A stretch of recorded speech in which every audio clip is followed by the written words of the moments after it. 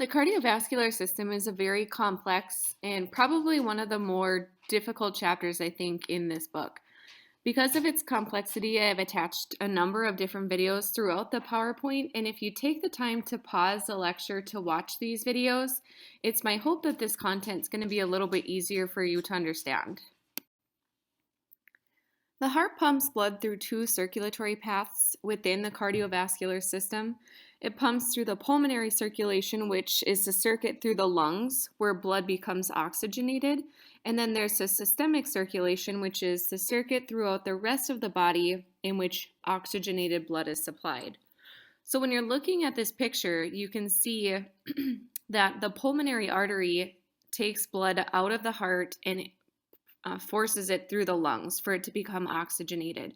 So the pulmonary artery is taking the blood through that pulmonary circulation, whereas the aorta is taking oxygenated blood and moving it into the systemic circulation where it's dispersed throughout the rest of our body. So your heart is about the size of your fist and it's located in the mediastinum in between the lungs. Our heart consists of three different layers, all of which have very important functions. The outermost layer of the heart is its most protective layer, and it's referred to as the pericardial sac or the pericardium. And so this layer is composed of two individual layers. There's the fibrous pericardium, which is going to anchor the heart to the diaphragm to prevent any displacement. And then there's the visceral pericardium, which provides a small amount of lubricating fluid, which is going to help facilitate movement between these two layers. The middle layer of the heart is referred to as the myocardium, and this is made up of cardiac cells causing the heart to pump. I want you to look at figure 12-1. If you look closely, you can see that on the left side of the heart, that muscle is much larger. And this would make sense because that muscle is responsible for supplying blood and oxygen and nutrients into systemic circulation, which is much larger than the pulmonary circulation. The innermost layer is the endocardium, and this is going to also form the four valves that separate the heart chambers. And valves are important because they're going to ensure one-way blood flow throughout the heart. And then the last part of the heart that we'll talk about is the septum.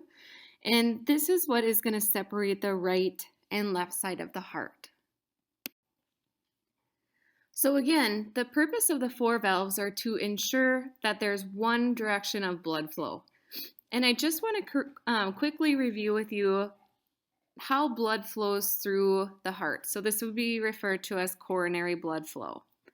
So unoxygenated blood is going to enter the heart through the superior and inferior vena cava, where it's going to flow into the right atrium.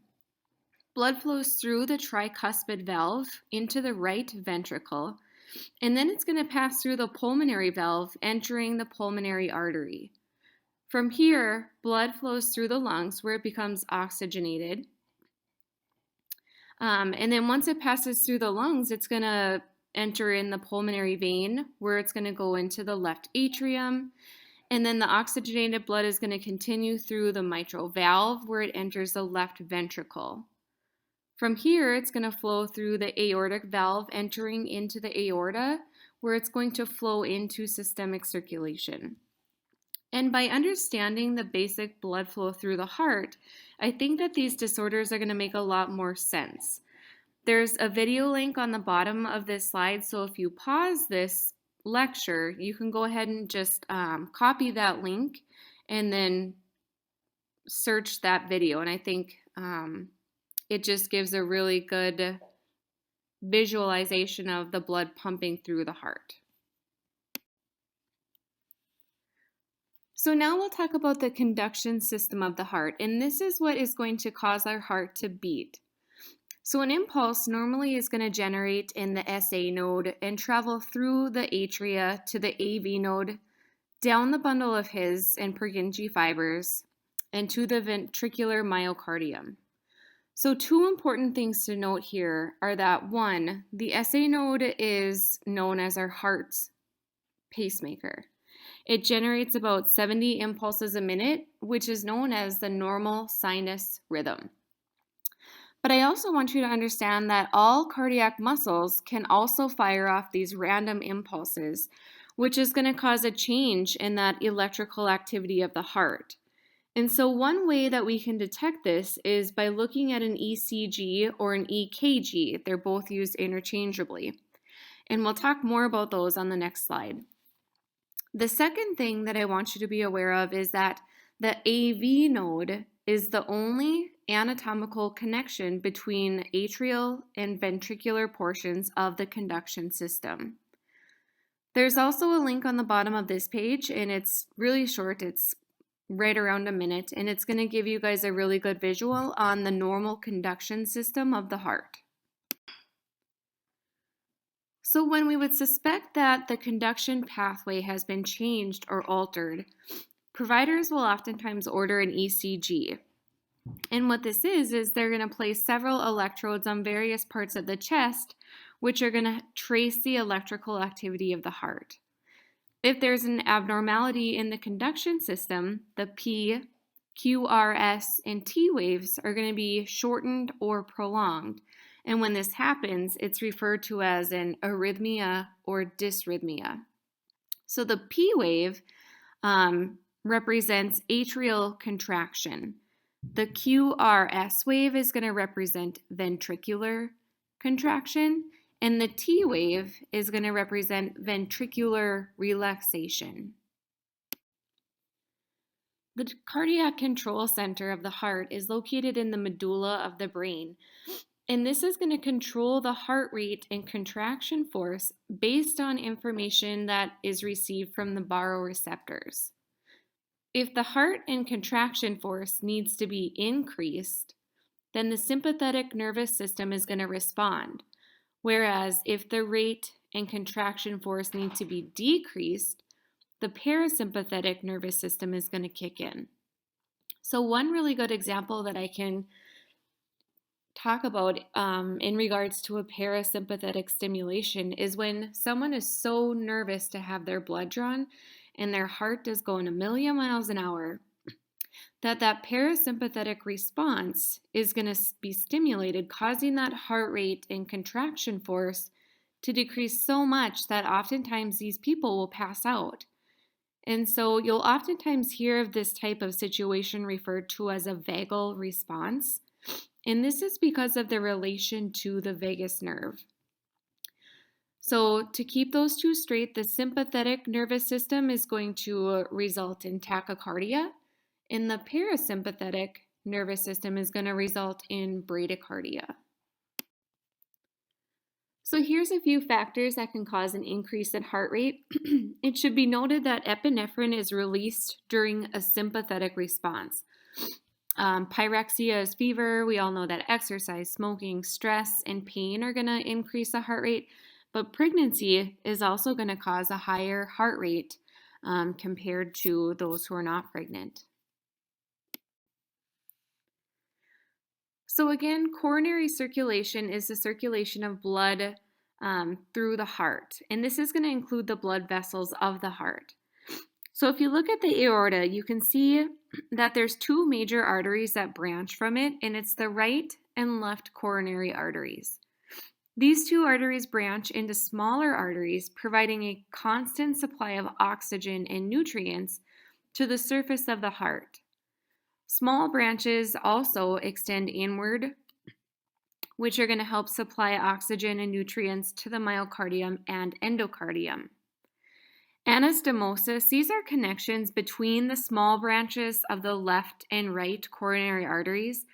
And these are important because they're going to provide an alternative route for blood supply in the instance that an occlusion might occur. And so these connections are also known as collateral circulation. So the cardiac cycle begins with the contraction of the atria and ends with the ventricular relaxation. I've attached another simplified link that gives a great visual on explaining how blood moves through the heart chambers in relation to systole, which is when the heart muscles contracted, and diastole, which is when the heart muscles relaxed. There's also a flow chart on page 227 that goes through the specific phases of a cardiac cycle. Normal heart sounds can be heard with a stethoscope and sound like lub-dub. And the lub sound is heard when the mitral and tricuspid valves are closing, whereas the dub sound is heard during the closure of the pulmonic and aortic valves. Murmurs are abnormal heart sounds that occur when there's a disturbance in how the valves open or close, but can also be heard if there's a hole in one of the septum. Our pulse can be felt over an artery that covers a bone or firm tissue during ventricular contraction. And so what happens is the contraction causes a force of blood into that artery, causing it to expand, which is what we feel when we check, for instance, our radial pulse.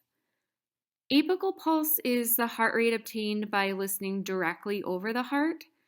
And if there's a difference between the radial and apical pulse, this would be referred to as a pulse deficit. And this can commonly happen with certain types of arrhythmias.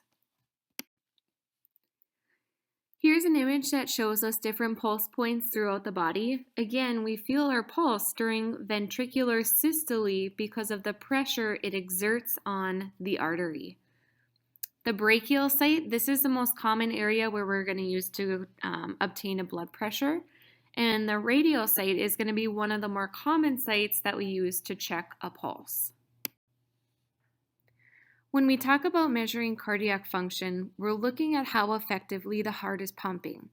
And the one measurement we talk quite a bit about when discussing different heart disorders is the cardiac output.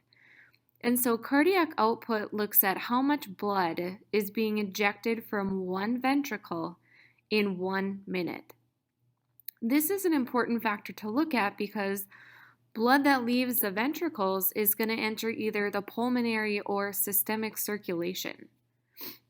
In order to obtain the cardiac output, you multiply the heart rate and the stroke volume, which is the amount of blood pumped by each ventricle with each heartbeat.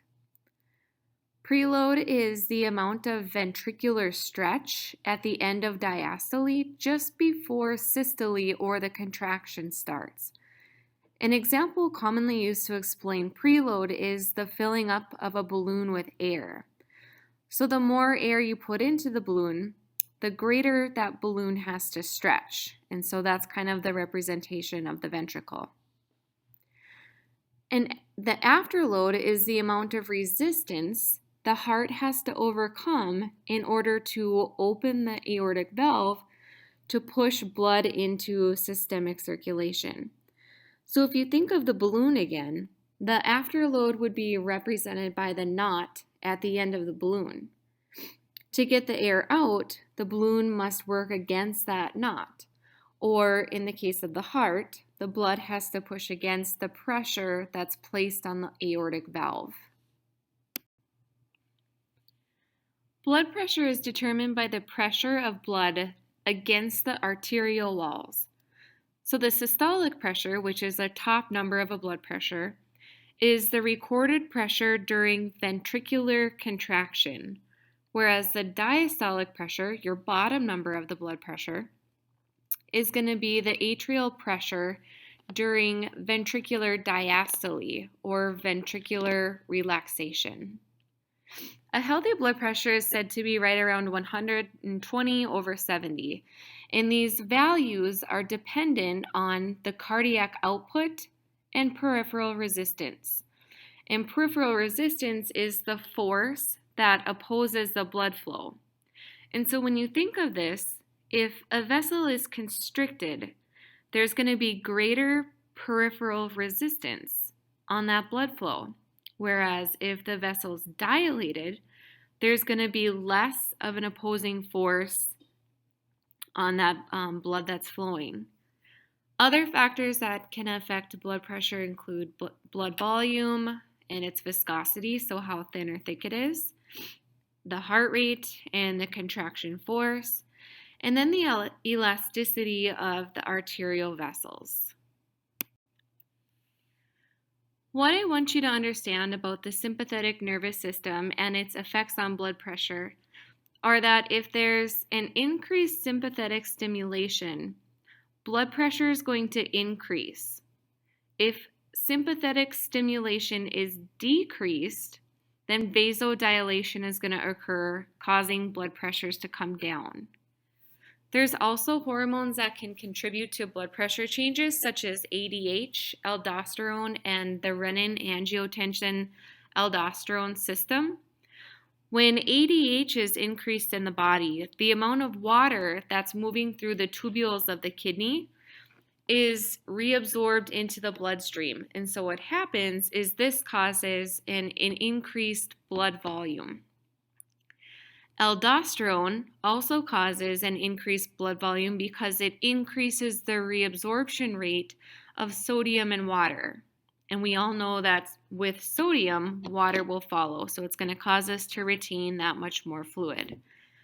And with the RAS system, if blood flow to the kidneys is impaired, for instance, if there's a decreased cardiac output, the kidneys release a hormone called renin. And renin is going to activate angiotensin, which is a vasoconstrictor.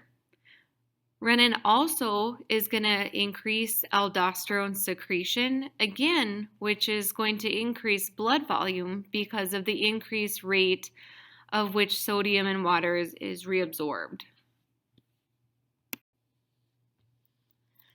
So I have two equations for you to figure out based on these formulas. So if you have a decreased stroke volume, remember this is the amount of blood ejected from one ventricle during one contraction. And if you have low peripheral resistance, so there's vasodilation, would you expect blood pressure to be up or down? And then the second equation is if your stroke volume was high and your peripheral resistance was high, would you expect blood pressure to be high or low?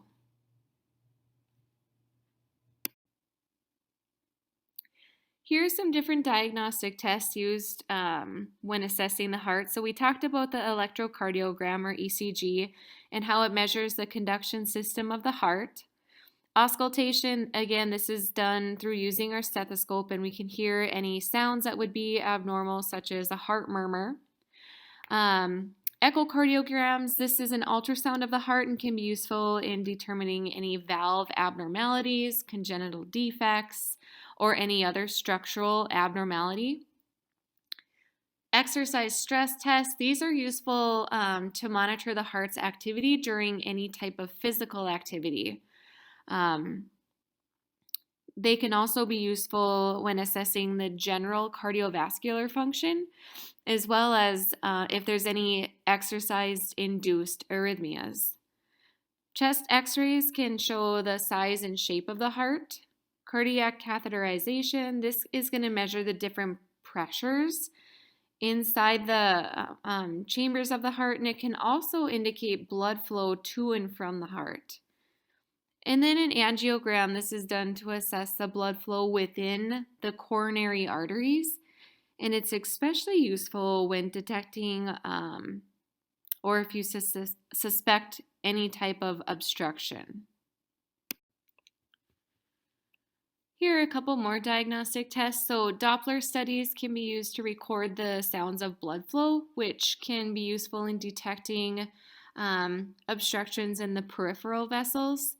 Blood tests such as cholesterol and electrolyte levels can be indicators for impaired cardiac function, and ABGs can look at the current oxygen level and acid-base balance, which is especially important in those suffering from shock or from a myocardial infarction.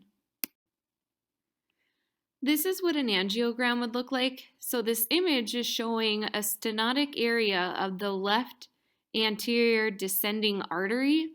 And what stenotic means is that it's a part of the vessel that's very, very stiff or rigid. So it's going to result in decrease blood flow, especially just through that area.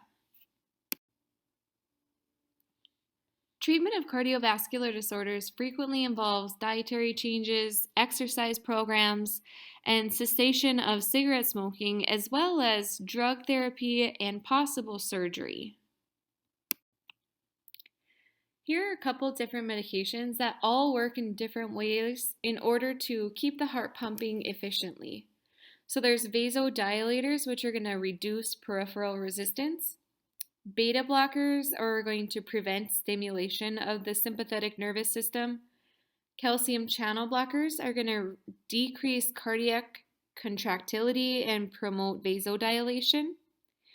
Digoxin is going to work by slowing down the number of electrical impulses from the SA node, and it's also going to increase the contractility of the heart. Digoxin is a medication that needs to be monitored very closely as people can develop digoxin toxicity, which puts them at higher risk for developing different arrhythmias. And then there's adrenergic blockers, which are also used to decrease the workload of the heart. Here are a couple other different drug therapies. So you have ACE inhibitors, and these are going to block the conversion of angiotensin 1 to angiotensin 2, thereby inhibiting vasoconstriction. These are the preferred drug therapy for hypertension and congestive heart failure, as they don't appear to have any noticeable side effects. Diuretics can be used to remove excess sodium and water through the kidneys. This medication is oftentimes referred to as the water pill. Anticoagulants are useful in reducing clot formation, and so one common anticoagulant would be baby aspirin, which can be taken daily to decrease platelet adhesion. And then there's also cholesterol-lowering medications, which can be used to lower our LDL and cholesterol content when the lifestyle modifications such as diet and exercise are ineffective. Here's a reference of different cardiovascular medications along with what they're used for and how they work. This is simply a reference table for you guys, and I don't expect you to memorize these.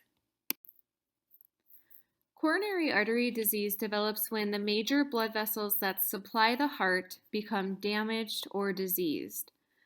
Cholesterol-containing deposits or plaques and inflammation are usually the culprit for coronary artery disease. And in the next couple slides, we'll discuss the three disorders that are located on this slide. Arteriosclerosis is a generalized term most commonly used when discussing the degenerative changes of the arteries and arterioles. And so common changes can include the loss of elasticity, the walls might become thicker or thickened, and then the lumens, which is that inner layer of the vessel, that lumen becomes narrow.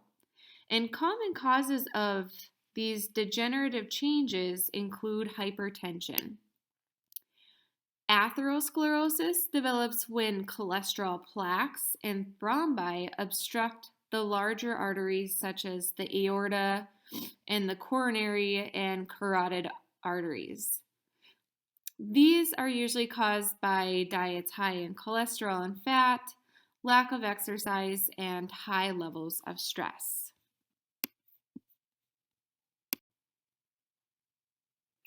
The above artery is an example of a normal, healthy artery. So you can see that it's nice and smooth, and this artery is also going to be nice and flexible for blood to flow through it. The bottom artery, you can see that the surface is much more rough, and there's a lot more elevations to its surface. And so this provides an excellent area for atheromas or plaques to form. And so think of how this would affect the blood flow and complications that can occur because of it. Lipids or fats are one factor that can affect atheroma formation. The serum lipids of particular importance are the LDL and HDL. So the low density lipoprotein or LDL contain a high lipid content and they transport cholesterol from the liver to the cells. And so this is oftentimes referred to as the bad cholesterol because of its high correlation with atheroma formation. HDL is known as our good lipoprotein because of its low lipid content and also because it transports cholesterol to the liver where it's broken down and excreted. Here are a list of risk factors for atherosclerosis. And notice how they're broken down into non-modifiable and modifiable risk factors. The difference between these two lists are that we're not able to change or do anything about those that are listed in the non-modifiable list, whereas we can make lifestyle changes to decrease the risk factors in the modifiable category. Some of you might not be aware of the fact that oral contraceptives are known to put women at higher risk for developing blood clots. So it's especially important to avoid this type of therapy, especially in those who smoke. Diagnostic tests include serum lipid levels, exercise stress tests, and nuclear imaging, which is a scanning procedure that traces a radioactive substance to a specific tissue in order to determine how well that tissue is functioning. Treatments for atherosclerosis are going to vary based on modifiable and non-modifiable factors. For instance, diet, exercise, and smoking cessation can decrease the risks for atherosclerosis drastically. However, there's times when prescription medications and surgical procedures need to be considered. An angioplasty is where they take a thin catheter with a deflated balloon and insert it into the obstructed vessel. The balloon is then inflated to flatten the atheroma, and then a stent is placed to keep that atheroma from reforming. A CABG or coronary artery bypass graft can also be done to bypass an obstructed vessel by using an alternative vessel to reroute coronary blood flow. This is a very invasive procedure. However, research is being conducted to find a less invasive means for this surgery. So here's an example of a CABG. They're taking the saphenous vein from the leg and using it to reroute blood flow because of the blockage in the right coronary artery. I like this diagram because it shows how different stages of atherosclerosis can affect various organs in the body, as well as the manifestations we can expect to see. So first, it gives us a visual of what a partial obstruction would look like in comparison to a total obstruction. On the second side of the diagram, it explains the manifestations of a partial or total obstruction if it were to take place in the heart, brain, or peripheral arteries. Angina is a medical term for chest pain that develops when the demand for oxygen by the heart is only marginally met. Angina can be triggered from a partial obstruction as well as from physical and emotional stress. Chest pain can occur in different patterns. For example, it can occur with activity and subside when we rest. It can occur at rest and subside shortly thereafter, or it can be prolonged during rest. Unstable angina is the most dangerous because it typically will precede a myocardial infarction if not treated. When chest pain occurs, you want to advise the patients in a calm manner to stop what they're doing and to have them rest in an upright position. Next, you can administer nitroglycerin sublingually, which means underneath the tongue. And the reason why it's administered sublingually is because of its direct entry into the bloodstream. And the purpose of nitroglycerin is to dilate the coronary blood vessels. So this is going to decrease the workload of the heart. Next, you want to check the pulse and respirations and then apply oxygen if available. If the patient has a history of angina, you can give them up to 3 doses of nitroglycerin within a 10-minute period. If pain persists, you would want to seek medical attention. If the patient has no history of chest pain, you would want to seek medical attention right away if the chest pain persists after 2 minutes from giving them that nitroglycerin. A myocardial infarction occurs when a coronary artery is totally obstructed, and it's most commonly caused from atherosclerosis with a clot that's already present. However, an MI can also occur if a vessel vasospasms over an already partially occluded vessel, or when part of a thrombus or clot breaks off, which would form an embolus that flows through the coronary arteries, eventually becoming lodged in one of the smaller vessels. At the point of obstruction or infarction, the heart tissue becomes necrotic because it has that sudden stop of oxygenation. When this happens, the surrounding tissue starts to become inflamed and ischemic. If blood supplies return to the heart within 20 to 30 minutes, typically the damage and inflammation will subside and normal heart function will resume. However, if blood supply is not returned or if treatment is ineffective, that area of where the infarction is, further damage can occur. Warning signs commonly include chest heaviness or indigestion, shortness of breath, and anxiety. The hallmark sign of a myocardial infarction is pain that starts in the chest and radiates to the left arm, shoulder, jaw, or neck. It's important to note here that the difference between angina and pain with a heart attack is that rest and vasodilators are going to relieve angina. These medications and rest are not going to relieve chest pain when it's in relation to a heart attack.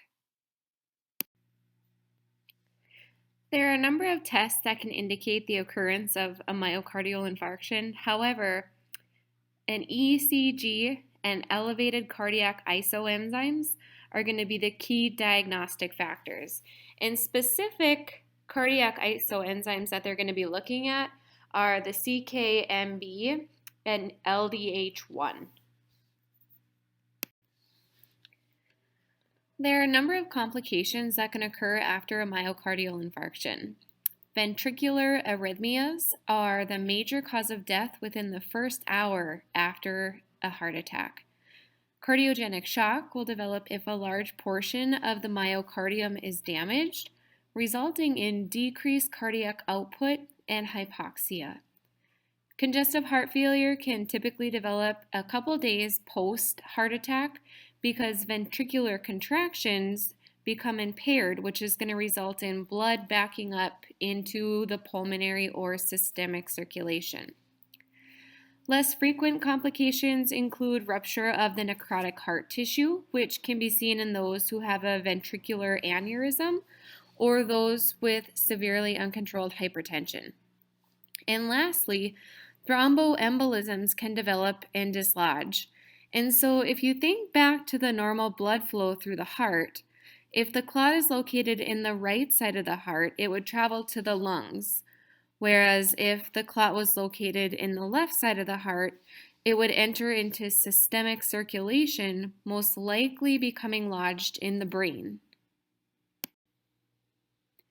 People can present differently during a myocardial infarction or heart attack, so when treating or managing their symptoms, it's important to remain calm and to keep the patient as calm as possible. This is easier said than done. Oxygen therapy should be initiated in order to help restore those levels. Pain is typically going to be treated with morphine or other types of analgesics. You'll want to use anticoagulating medications such as Coumadin or warfarin to prevent the formation of a clot. And then there's also thrombolytic agents that can be used to help reduce a clot that's already formed. If the patient ends up in a funky rhythm, There's anti-arrhythmic medications that can be used. The defibrillator can be used to kind of reset that heart into a normal conduction pattern. And then pacemakers may also be required. After a myocardial infarction, patients go to cardiac rehab center where they're educated on a number of different things, including lifestyle changes such as dietary modifications and stress reduction, in order to help improve their quality of life. The term arrhythmia refers to any change from the normal sequence of electrical impulses. Arrhythmias can occur from systemic complications such as infection or an electrolyte imbalance, or when the heart's tissue becomes inflamed. The issue with an arrhythmia is that the heart begins to pump ineffectively because irregular contractions interfere with the normal filling and emptying of the heart. For instance, if someone has a heart rate that's greater than 200 beats per minute, the heart chambers are not going to fill adequately, and this is ultimately going to cause a reduced cardiac output and possible organ failure. Arrhythmias are classified by the number of heartbeats per minute, the type of rhythm, and the other area of the heart from which the irregular beat originates.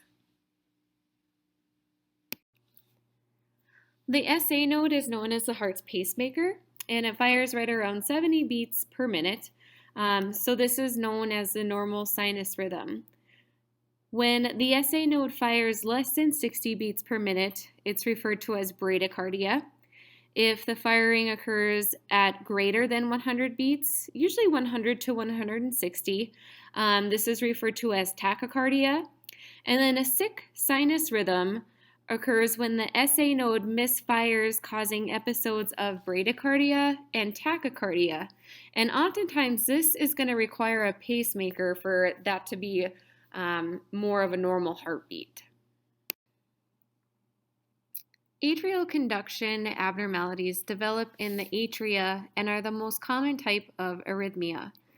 Premature atrial contractions occur when there is an extra beat or an ectopic beat caused from an irritable atrial muscle cell outside the normal conduction pathway. Atrial flutter and atrial fibrillation are very fast electrical discharge patterns, causing the atria to contract very rapidly. With atrial flutter, impulses are sporadic, causing the heart to be anywhere from 160 to 350 beats per minute. With atrial fibrillation, impulses are coordinated and the heart beats greater than 350 beats per minute. Because the rate is so fast, blood tends to pool in the atria because there's no time for it to empty into the ventricles. And so what do you think that this would put individuals at risk for when that blood is pooling? Normal electrical activity begins with an impulse at the SA node, then it travels to the AV node, continues to travel toward the AV bundle, entering the right and left bundle branches, and then ending at the Purkinje fibers. And so a block occurs when the passage of the electrical activity from the top to the bottom of the heart is delayed or interrupted. A first-degree block occurs when there's a delay between the atrial and ventricular contraction. These are typically going to be asymptomatic, so it's going to be more like an incidental finding rather than someone coming in complaining of chest pain or something like that.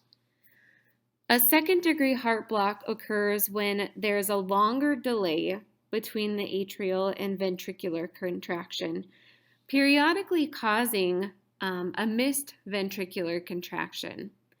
So missed ventricular contractions are usually going to occur about every second to third beat, and patients might experience some chest pain, shortness of breath, or lightheadedness. And then a third-degree block, which is also called a complete heart block, occurs when none of the electrical impulses from the atria reach the ventricle. This causes the ventricles to contract spontaneously on their own, usually at about 30 to 40 beats per minute. And so this type of heart block, the third degree or complete heart block, is going to require either a temporary or permanent pacemaker in order to improve that cardiac output.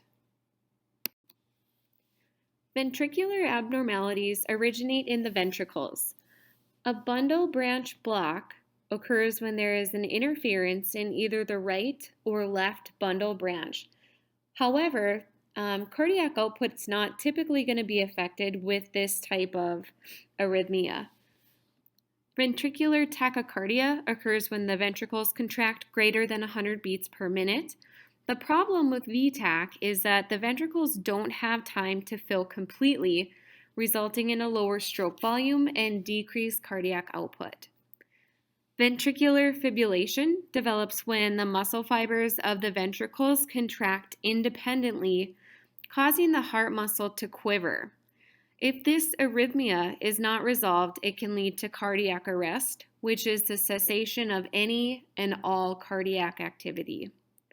And then premature ventricular contractions are extraventricular beats that don't typically alter the heart's workload. However, if they increase in frequency, PVCs can convert into VFib. When it comes to treating cardiac arrhythmias, if the cause is treatable, that will most oftentimes fix the issue. Common treatable factors include electrolyte imbalances and medication-induced arrhythmias. If the cause is not treatable, different medications may be required, such as antidysrhythmics, beta blockers, and calcium channel blockers. If there's an issue with how the SA node is firing or a total heart block, pacemakers can be implanted to ensure that the heart contracts effectively.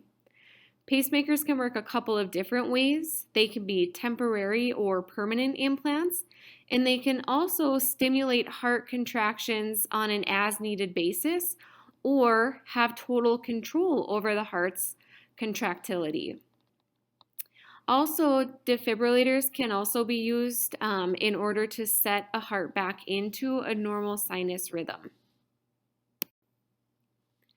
Cardiac arrest is the abrupt loss of the heart function and oftentimes is related to a malfunction in the heart's electrical system. So we talked about the third degree heart block and then VFib, which can result in cardiac arrest.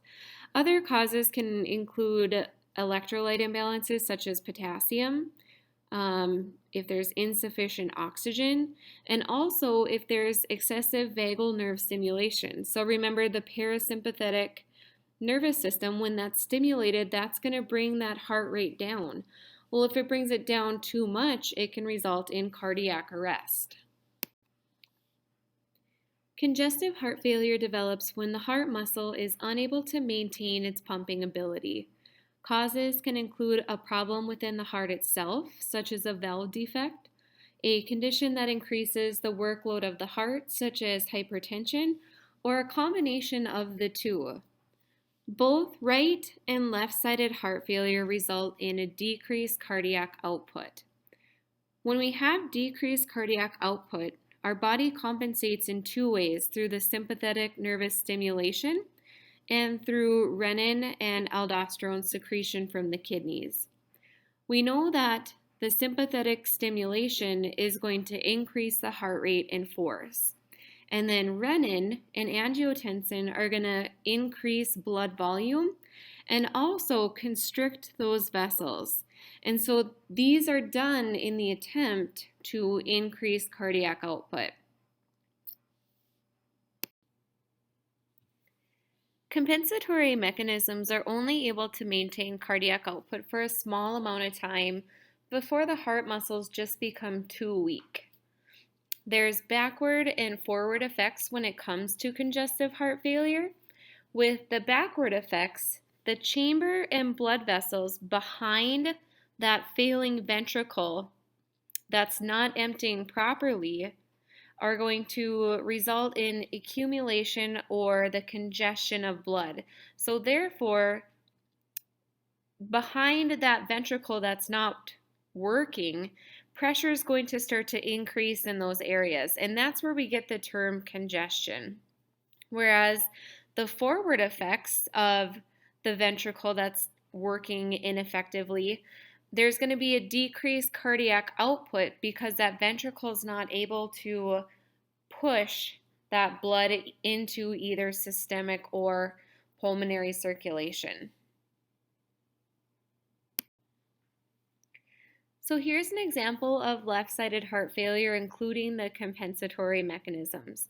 So when the left ventricle becomes too weak to fully eject blood into systemic circulation, we know that those tissues are not being well oxygenated because of that decreased cardiac output.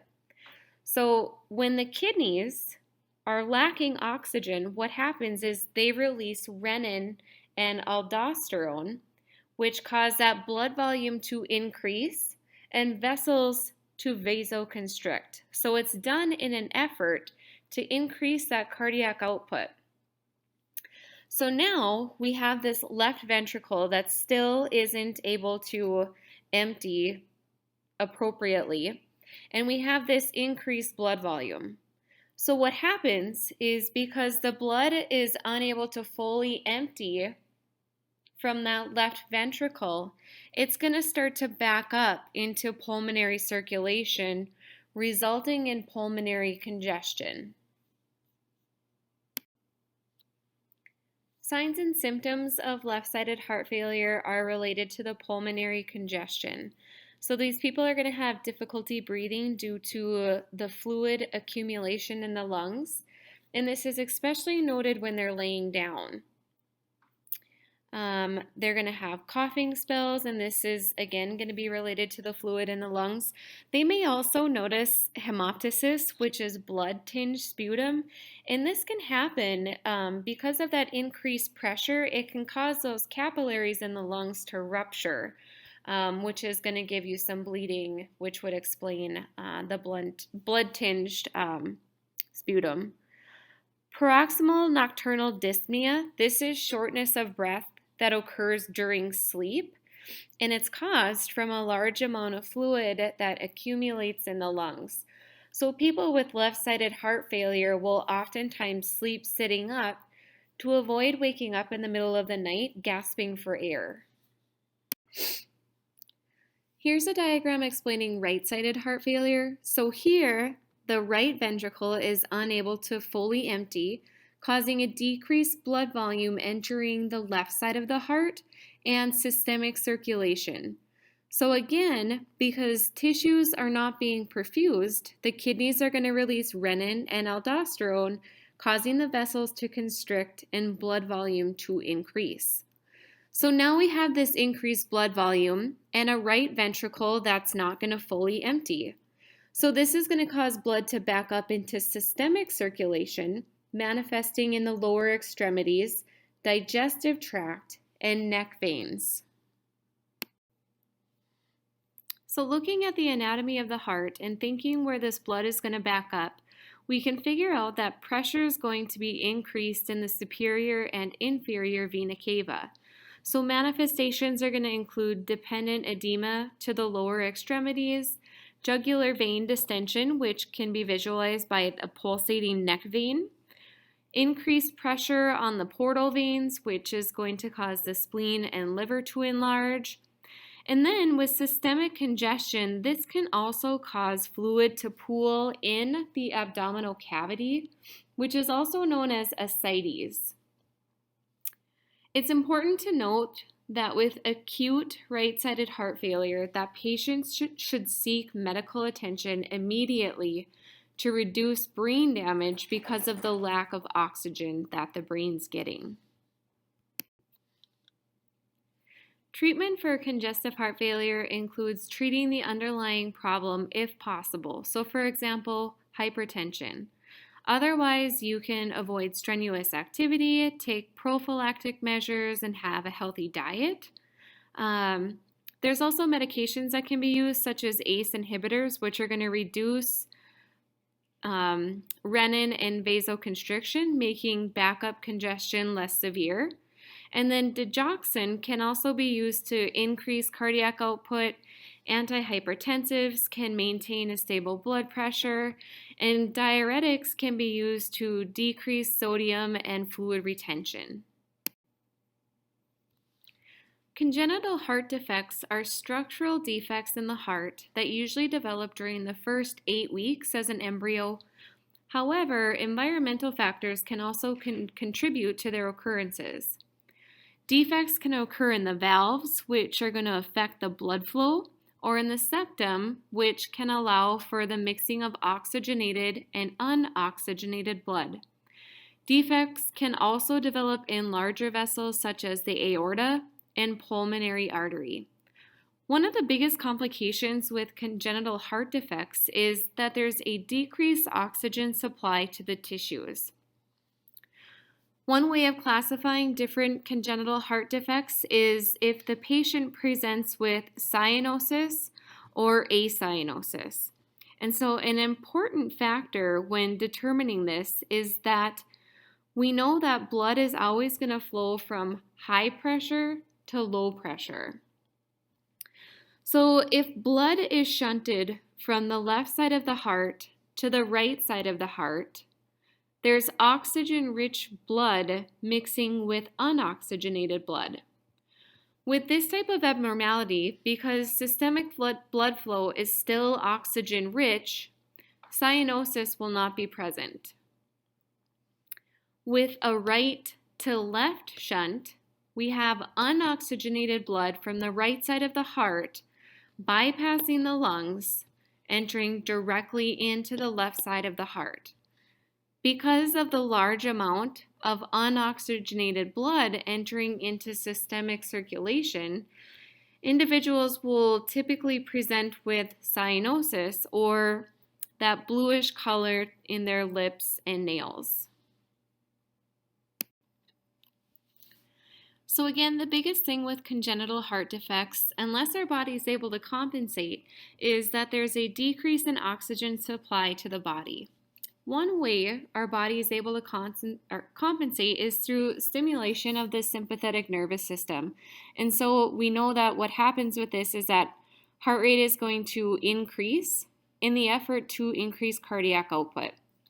Other manifestations of congenital heart defects include dyspnea or shortness of breath, which is common whenever there's a fluid volume increase in pulmonary circulation.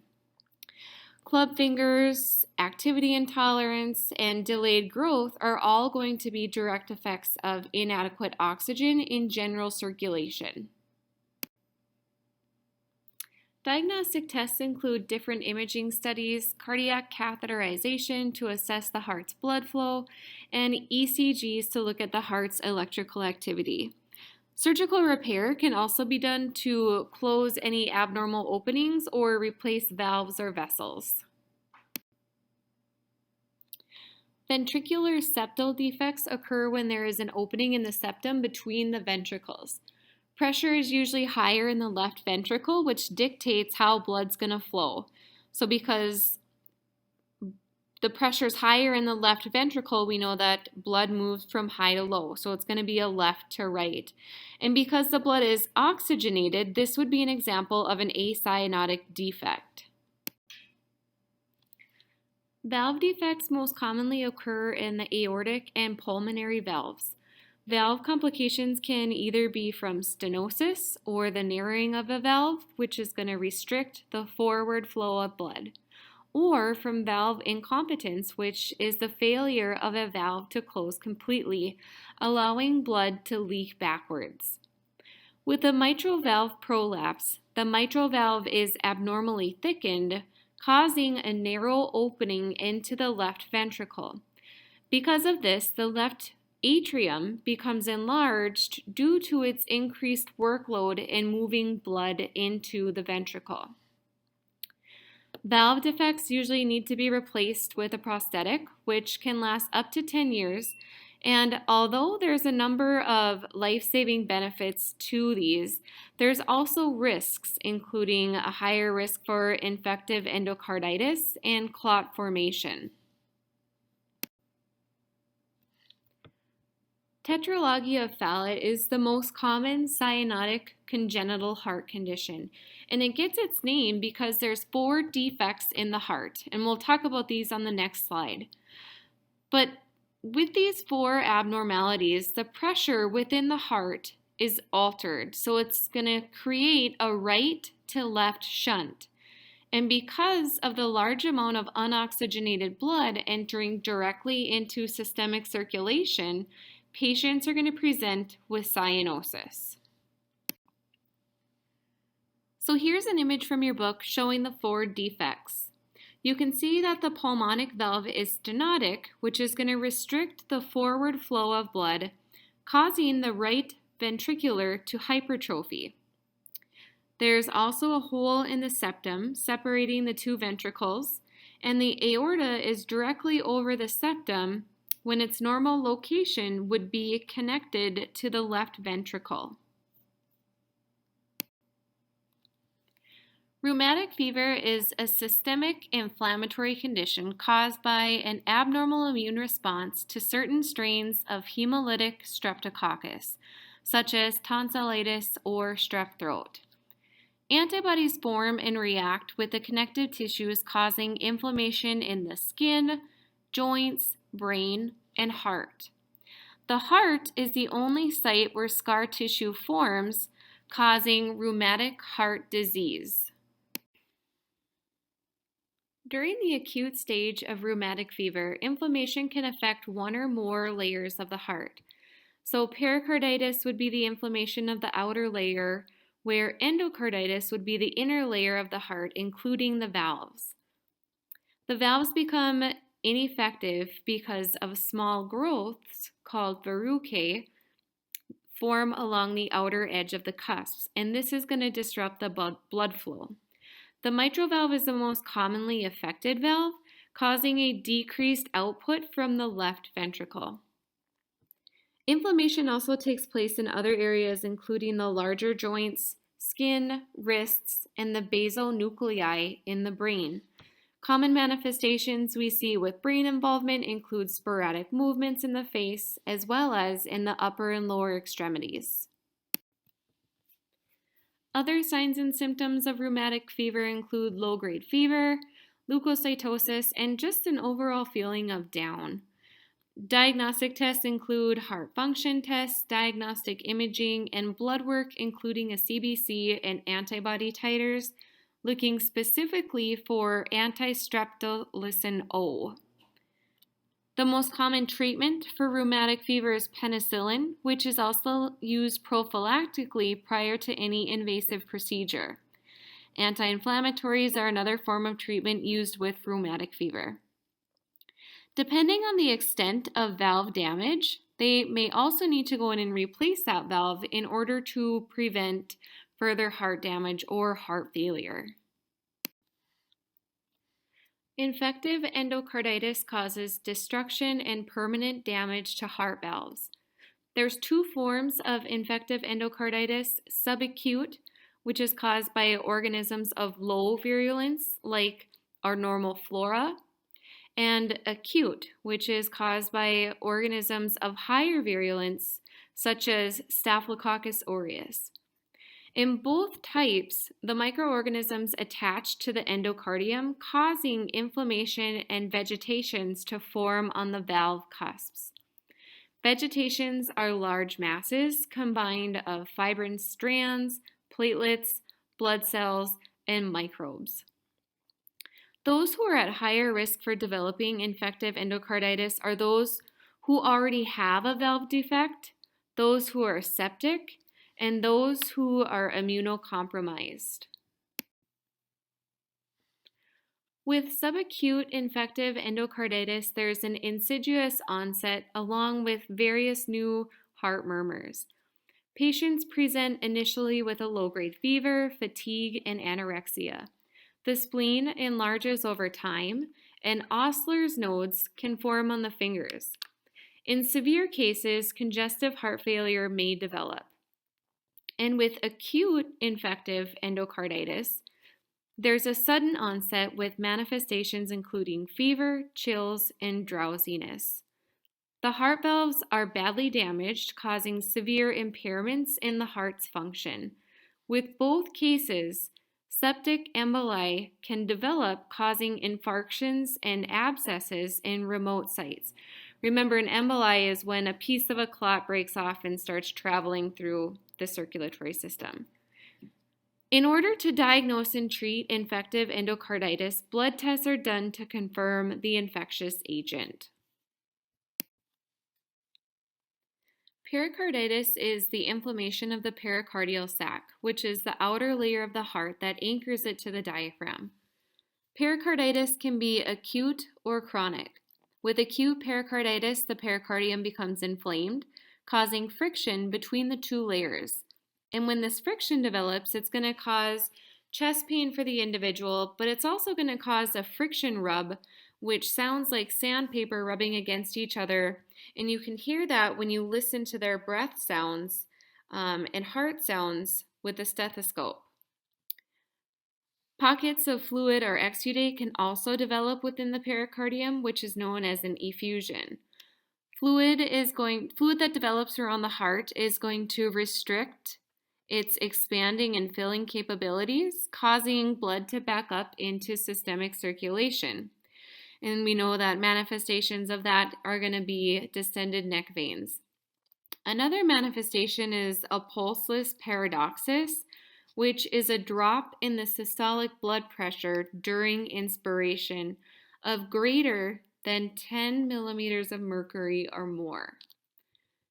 Acute pericarditis is usually a secondary complication, for example, from a myocardial infarction or lung infection, but it can also develop after open heart surgery.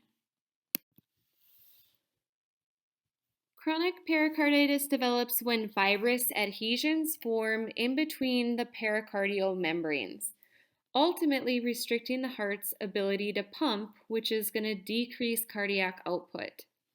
Because the decreased cardiac output, blood's not moving through the heart effectively, which is going to cause blood to back up into systemic circulation. Hypertension or high blood pressure develops when there is an increase in arterial vasoconstriction. Hypertension can affect any age group, however, it's more common in the elderly as the elasticity of their arteries is lost. Hypertension is classified in 3 different categories. There's essential hypertension, which develops from an unknown cause and is diagnosed when blood pressure is consistently over the range of 140/90. Secondary hypertension is caused because of an underlying problem such as kidney failure or an endocrine complication. Secondary hypertension can also develop as a result of a pheochromocytoma, which is a benign tumor that secretes different hormones, causing that blood pressure to elevate. And then there's malignant or resistant hypertension, which is diagnosed when hypertension is uncontrollable, severe, and rapidly progressive with many complications. With malignant hypertension, typically the diastolic or bottom number is extremely high. As peripheral resistance increases, blood circulation becomes impaired, most commonly affecting the kidneys, heart, brain, and retina. Decreased renal blood flow causes an increased secretion of renin, angiotensin, and aldosterone, which is going to cause an increased vasoconstriction and fluid volume.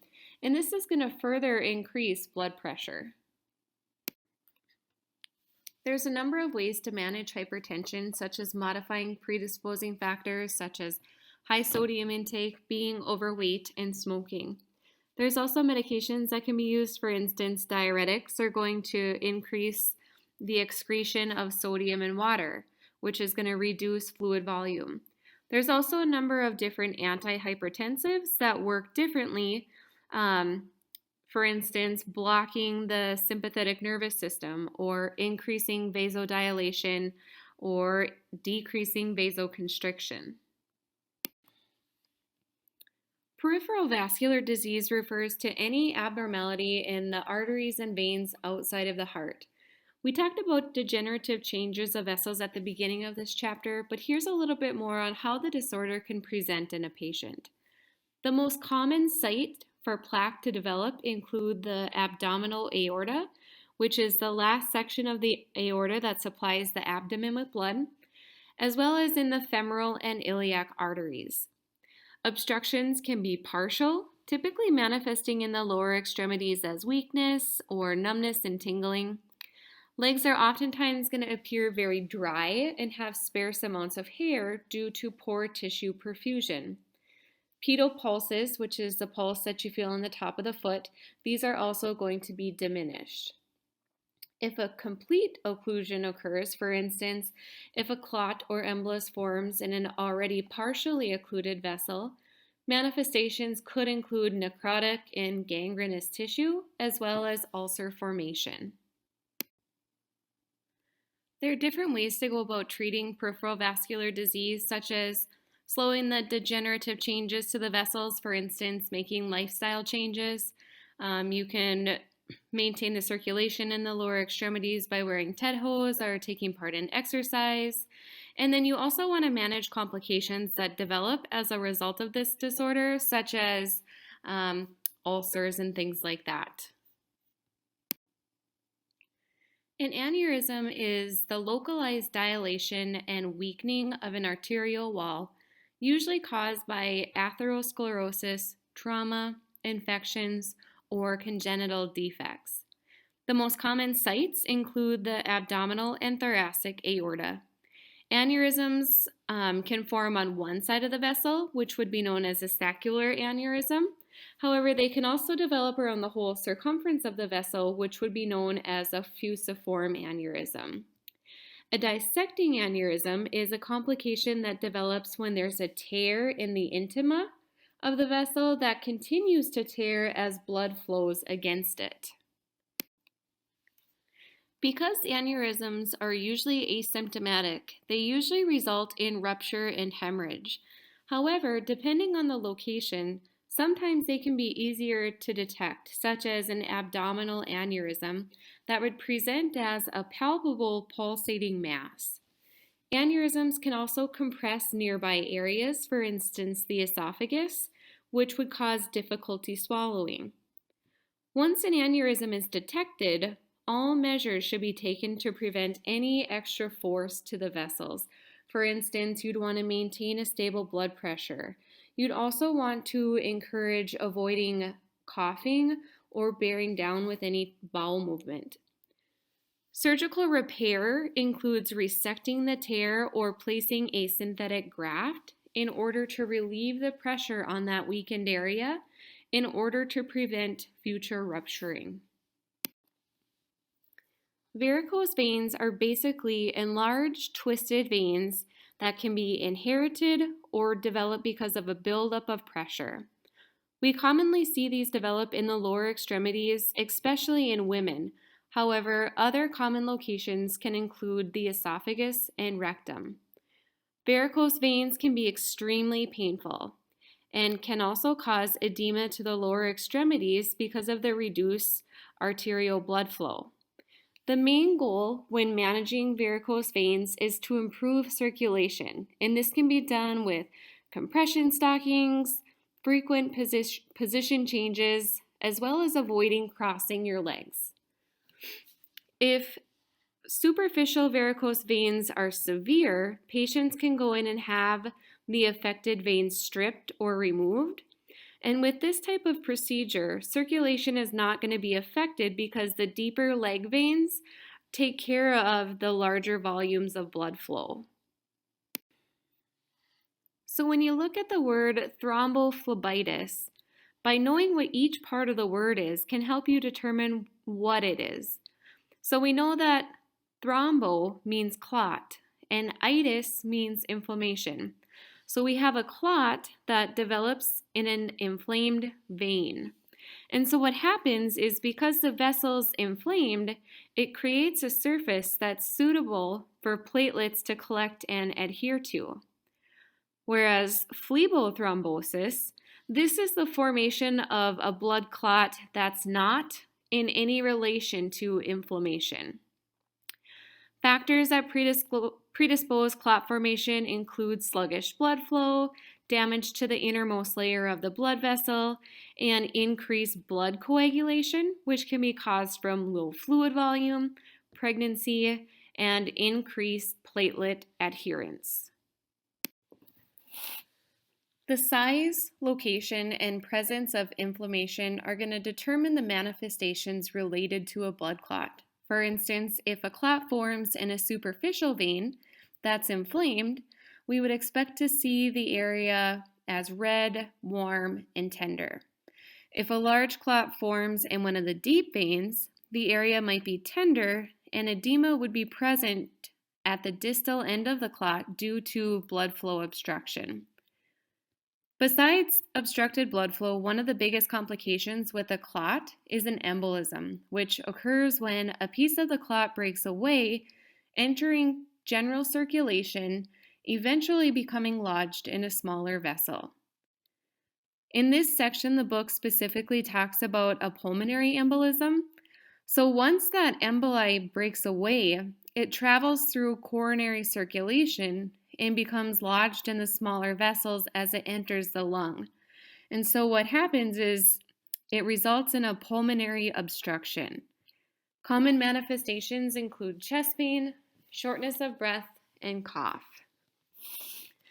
A positive Holman's test, this can be done as an indicator of deep vein thrombosis or a clot in the deeper veins.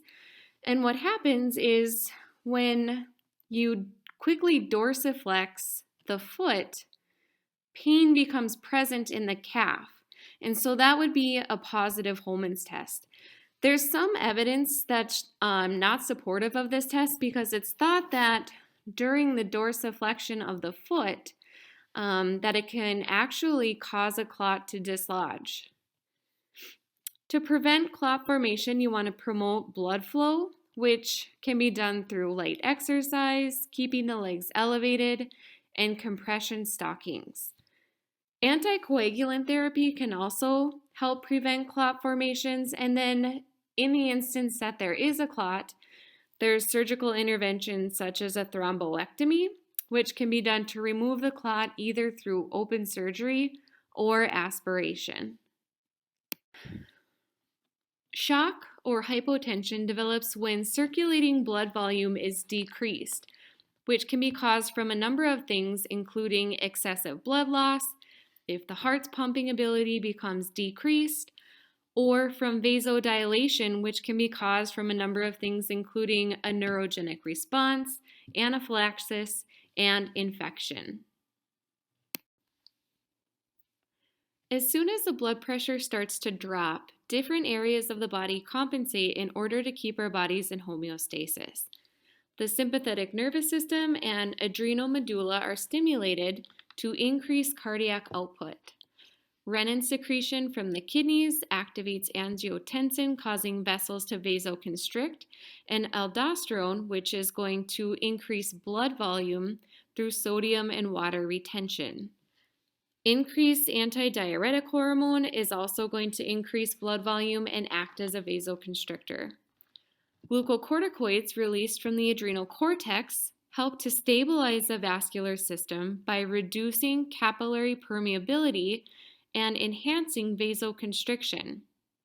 And as we enter metabolic acidosis, respirations are going to become very deep and rapid, allowing us to blow off excessive amounts of carbon dioxide and increase those oxygen levels. If the cause of shock is not treated quickly, these compensatory mechanisms can lead to some serious damage. For instance, we know that with vasoconstriction over long periods of time can result in ischemia and eventually necrosis. Because organs are working so hard to compensate for shock, over time they begin to fail. And with multi-organ failure, shock becomes irreversible. Thirst and agitation are oftentimes the first indicators of shock. Other compensatory manifestations include tachycardia, cool, pale skin, decreased urine output, and rapid, deep respirations. As shock progresses, patients become more lethargic, they become weak, and fainting can also occur. If shock is prolonged, the body's responsiveness diminishes as oxygen supplies decrease and waste starts to accumulate. There's a depression of cardiac function, loss of cell metabolism, and medications also become less effective. The progression to irreversible shock results in acute renal failure and acute respiratory distress syndrome. Here's an image to help tie all of the manifestations together. So you have your early symptoms, which are related to the stimulation of the sympathetic nervous system. Your compensatory symptoms, which are related to decreased blood flow.